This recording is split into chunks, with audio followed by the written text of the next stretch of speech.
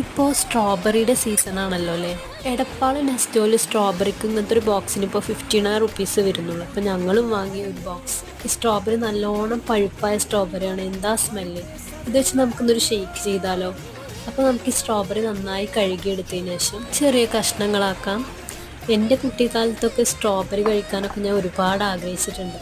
ഇപ്പോൾ ഒരുവിധം എല്ലാ ഫ്രൂട്ട്സും നമ്മുടെ നാട്ടിൽ സുലഭമായി കിട്ടിക്കൊണ്ടിരിക്കും. ഞാൻ കുട്ടിയായിരുന്ന സമയത്തൊന്നും ഇങ്ങനെ ഫ്രൂട്ട്സ് കിട്ടിയിരുന്നില്ല. അന്നൊക്കെ സ്ട്രോബെറി വീട്ടിൽ വല്ലപ്പോഴേ കൊണ്ടുവരുള്ളൂ. കൊണ്ടുവന്നാൽ തന്നെ ചെറിയൊരു പീസൊക്കെ കഴിക്കാൻ കിട്ടിയിരുന്നുള്ളൂ. ഇനി കഷ്ണങ്ങളാക്കിയ സ്ട്രോബെറി നമുക്കൊരു മിക്സിയുടെ ജാറിലേക്ക് ഇട്ട് കൊടുത്ത് ആവശ്യത്തിന് പാലും പിന്നെ മധുരത്തിനായി ഹണിയാണ് ഞാൻ എടുത്തത്. പിന്നെ നമുക്ക് അമൂലിൻ്റെ കുറച്ച് ഫ്രഷ് ക്രീമും ആഡ് ചെയ്ത് കൊടുക്കാം.